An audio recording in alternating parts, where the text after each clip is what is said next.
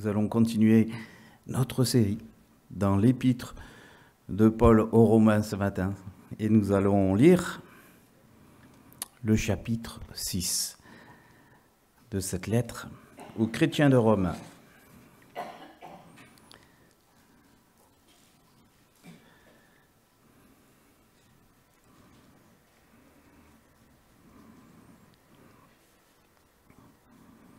Que dire maintenant?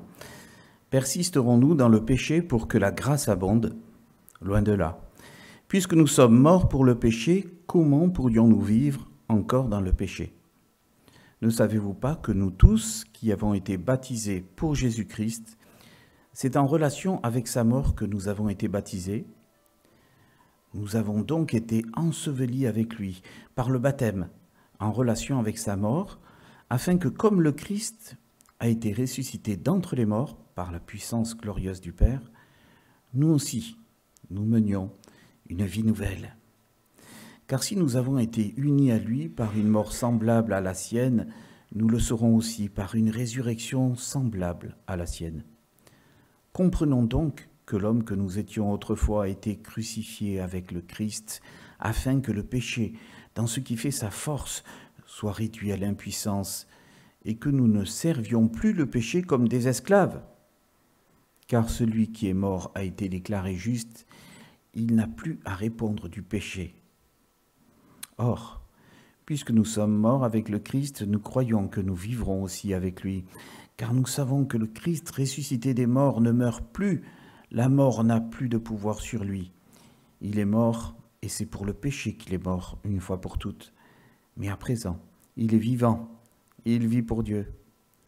Ainsi, vous aussi, considérez-vous comme morts pour le péché, et comme vivants pour Dieu dans l'union avec Jésus-Christ.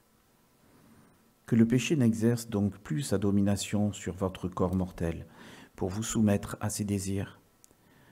Ne mettez pas vos membres à la disposition du péché, comme des armes au service du mal.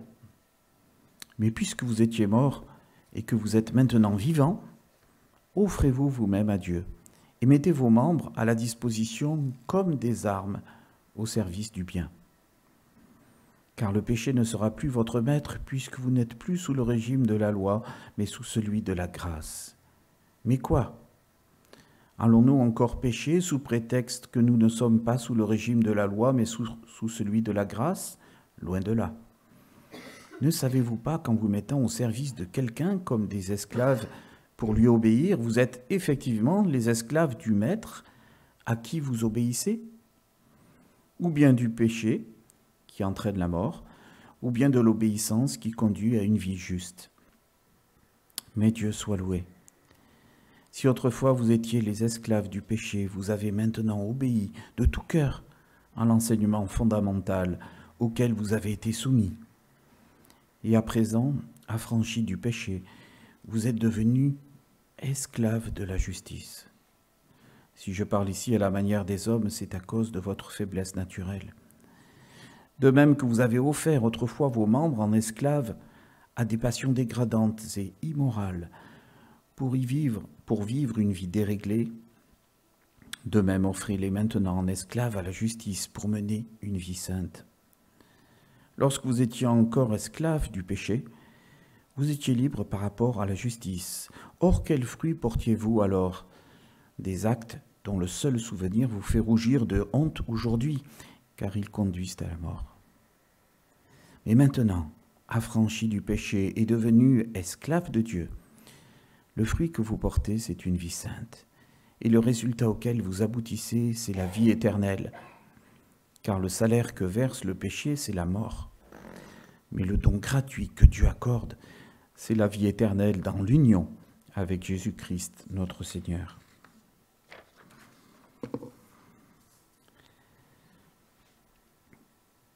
Il nous est tous arrivé un jour d'acheter un produit appétissant et d'être très déçus au moment où nous le consommons. Alors, est-ce que c'est la faute du produit ou est-ce que c'est que nous avons mal choisi sans nous renseigner comme il le fallait? Aujourd'hui, Paul nous parle de la vie nouvelle, d'une vie nouvelle. Nous avons une vie nouvelle en Christ. C'est une vie merveilleuse qui nous est promise. Et pourtant, quelque part, elle n'est pas toujours à la hauteur de nos espérances. Ou alors, c'est peut-être nous qui ne sommes pas à la hauteur. Je vous propose ce matin un plan en 3 parties. Tout d'abord, nous verrons que le péché est encombrant. Ensuite, nous nous poserons la question de qui suis-je la marionnette? Et enfin, nous verrons que la nature a horreur du vide, mais Dieu a tout prévu. Alors, première partie, la grâce est-elle une excuse pour pécher? Le péché est encombrant. Nous avons vu dans les chapitres précédents que l'humanité entière était condamnée à cause du péché. Heureusement, par le sacrifice expiatoire du Christ, le chrétien est déclaré juste. Le seul moyen pour plaire à Dieu, c'est donc d'acquérir la foi qui sauve. Avoir foi et confiance totale dans l'œuvre du Christ et dans tous ses effets pour nous-mêmes. Ceci dit, après la conversion commence la vie chrétienne. Et après la joie du début, on est confronté à un principe de réalité. Oui, nous sommes parfaitement saints aux yeux de Dieu, il n'y a pas à revenir là-dessus. Et sinon, il ne pourrait pas nous accepter auprès de lui. Et pourtant, nous péchons parfois. Cela est difficile à admettre au départ, mais cette vérité s'impose à nous et nous démontre que nous sommes, chaque jour, chaque instant, au cœur d'un combat spirituel. Un combat entre mon envie d'être fidèle à Dieu et un combat contre ma convoitise naturelle. Les Romains avaient déjà posé cette question à Paul au chapitre 3.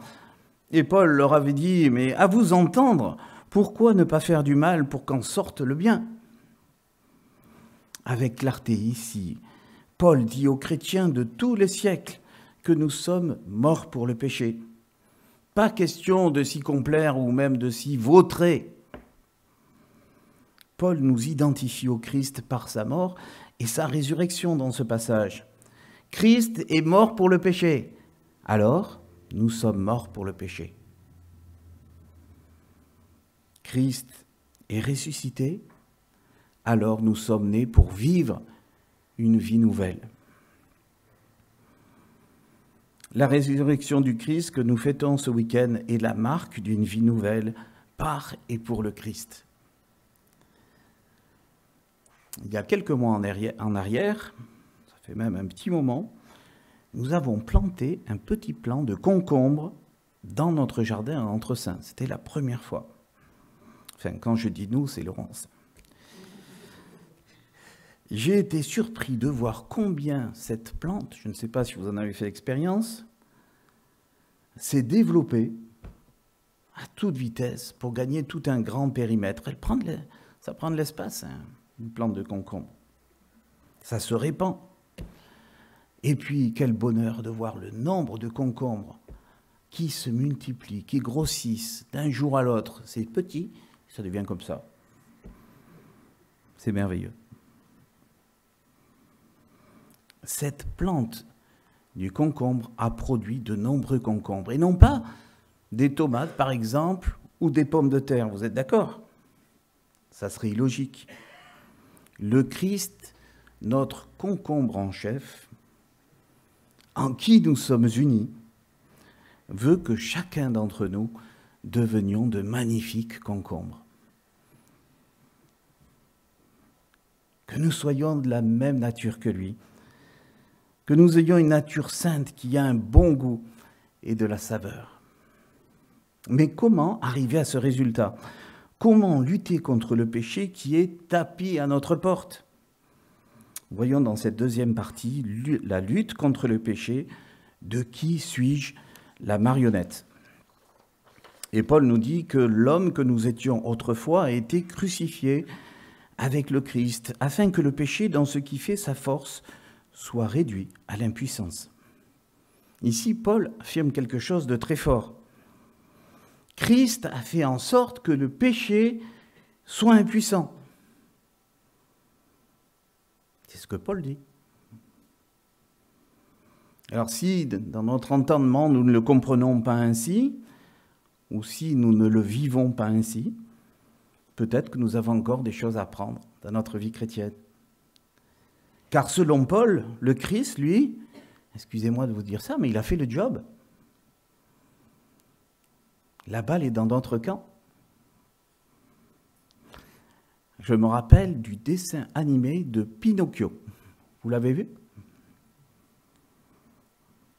Pinocchio était une marionnette, la représentation d'un petit garçon. Une marionnette ne peut pas se mouvoir sans l'intervention d'un marionnettiste. Cet artiste tient des morceaux de bois au-dessus de sa marionnette, sur lesquels partent des fils qui sont attachés en de multiples points à la marionnette. Et ensuite, il fait bouger les morceaux de bois et donne vie, en quelque sorte, à son personnage. Nous nous croyons libres sur cette terre. Et pourtant, le diable, créature déchue, nous a bien souvent manipulés, tel un marionnettiste. Souvent, nous ne pouvons que constater que nous avons fait ce que nous ne voulions pas faire, que nous avons fait du mal, que nous avons insulté, que nous avons même calomnié, que nous avons soupçonné le mal, chez l'un ou chez l'autre, pas chez moi, chez les autres. Mais, je vous pose la question, est-ce que nous avons été simplement les instruments dans la main du diable? Parce que dans l'histoire de Pinocchio, une fée vient lui donner une vraie vie. Plus besoin de ficelles pour bouger, plus besoin de marionnettistes. La vie allait être super. Mais la suite de l'histoire nous montre un Pinocchio qui fait des bêtises, qui ment, qui s'associe à des vauriens, bref, qui pêche. Et il ne peut s'en prendre qu'à lui, cela résulte de ses propres décisions. Si le Christ a coupé tous les liens qui nous reliaient au diable, chers amis, ce n'est pas pour que nous soyons libres et indépendants, car malheureusement, nous ne pouvons pas nous en sortir tout seuls. Dieu, dans sa souveraineté, aurait pu, pourquoi pas, nous choisir dès notre naissance et nous emmener au ciel avec lui. Pas besoin de vivre sur terre, c'est bon, on va direct au ciel. Mais à cause de ce qui s'est passé dans le jardin d'Éden avec Adam et Ève, il n'a pas voulu qu'il en soit ainsi. Et c'est même lui qui est venu nous rencontrer sur cette terre. La vie chrétienne est jonchée de difficultés et les tentations sont très très nombreuses. Nous péchons, puis nous demandons pardon à Dieu. Nous revenons à lui et nous reprenons notre marche à ses côtés. Ainsi, nous pouvons dire que notre vie tout entière est une sorte d'apprentissage. Nous apprenons de notre faiblesse. Nous apprenons ainsi notre dépendance à Dieu. Nous éprouvons notre fidélité, notre foi. Celui à qui il a été beaucoup pardonné est beaucoup plus reconnaissant, disait Jésus.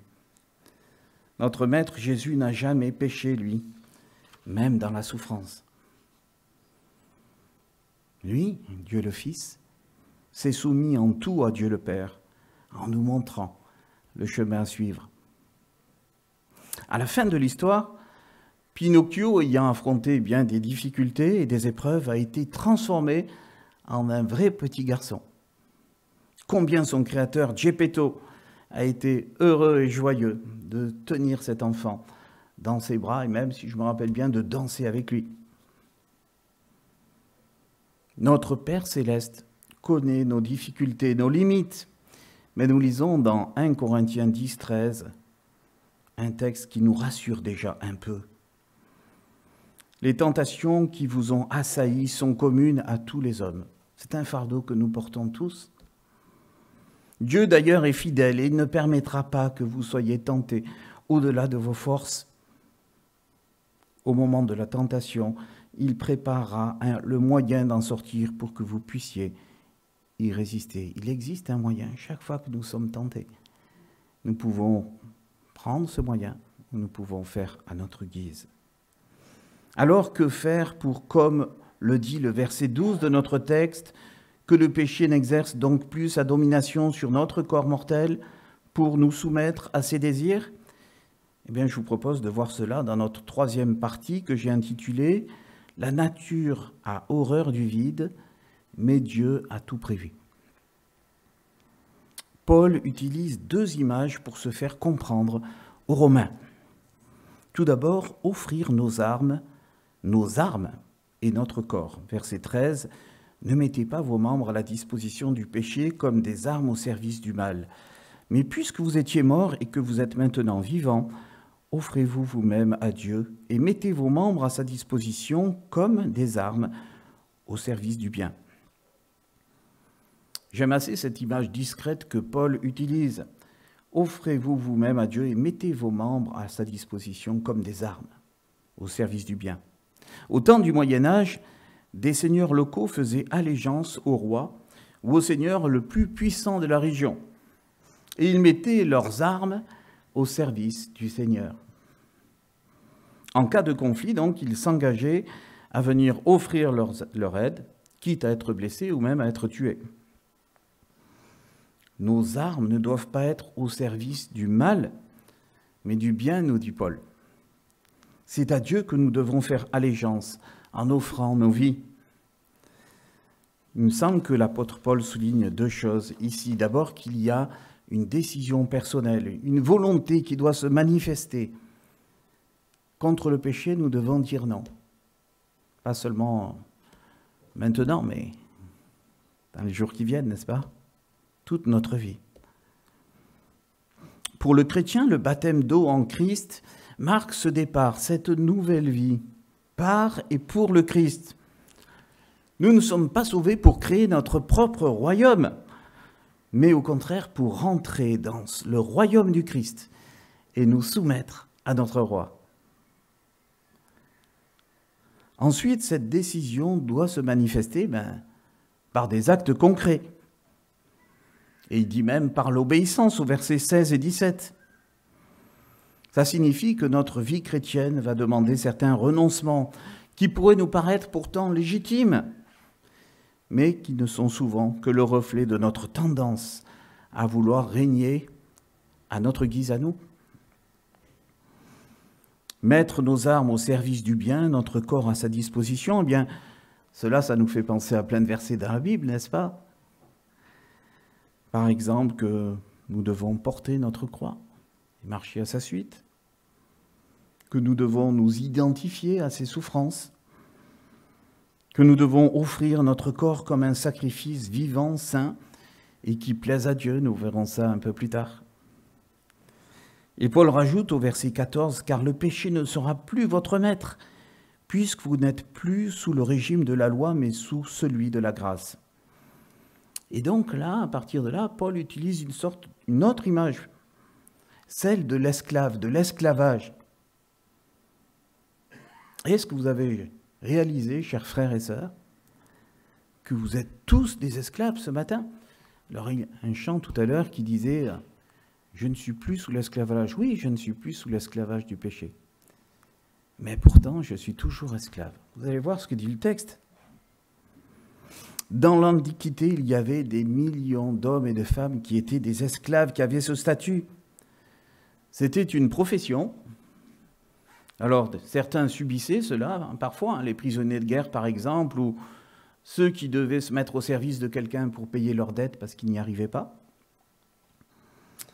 Mais c'était une sorte de profession équivalente aujourd'hui, on pourrait dire, à un majordome, par exemple, à un cuisinier, à un jardinier qui travaille à demeure, vous savez. L'esclave avait un statut et même des droits que Dieu a explicités dans son livre du Lévitique. Dieu avait soin de toutes les personnes, même les plus faibles. S'il y a quelque chose qui caractérise un esclave, c'est son devoir d'obéir à son maître. Vous êtes d'accord? Et d'ailleurs, on peut se dire que désobéir à son maître, c'est une faute professionnelle. Et on encourt le risque d'être sanctionné. Vous savez que je travaille à la poste. Si je ne fais pas ce qu'on me dit, ben, on me dira d'aller poster des lettres ailleurs. Dans une optique spirituelle, est-ce que nous avons conscience que désobéir à notre divin maître est une faute et qu'il a le droit de nous punir? C'est notre maître. Paul utilise l'image de l'esclave et dit qu'avant de connaître Dieu, tous les hommes sont esclaves du péché. Cela signifie qu'on était, avant Christ, au service du péché. Il personnifie le péché. Nous sommes esclaves du péché, sous sa coupe, sous sa domination. Le péché est un maître, nous dit par exemple, cet objet est beau, prends-le, même s'il n'est pas à toi. Et nous, on le fait.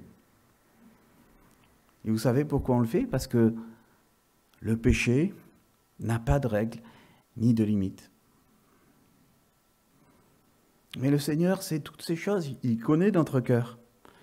Il sait ce que nous pensons, il sait ce que nous avons fait, ce que nous avons pratiqué. Mais il nous a rachetés sur le marché des esclaves de la grande ville de Babylone. Je dis ça parce que Babylone est le symbole biblique du péché, n'est-ce pas, de la ville du péché. Mais qu'est-ce qu'il veut faire de nous? Qu'est-ce qu'il attend de nous? Pourquoi est-ce qu'il nous a rachetés? Le Seigneur veut-il nous affranchir pour que nous menions notre barque à notre guise? Non, parce qu'il sait trop bien que la nature a horreur du vide, que nous avons des forces si limitées.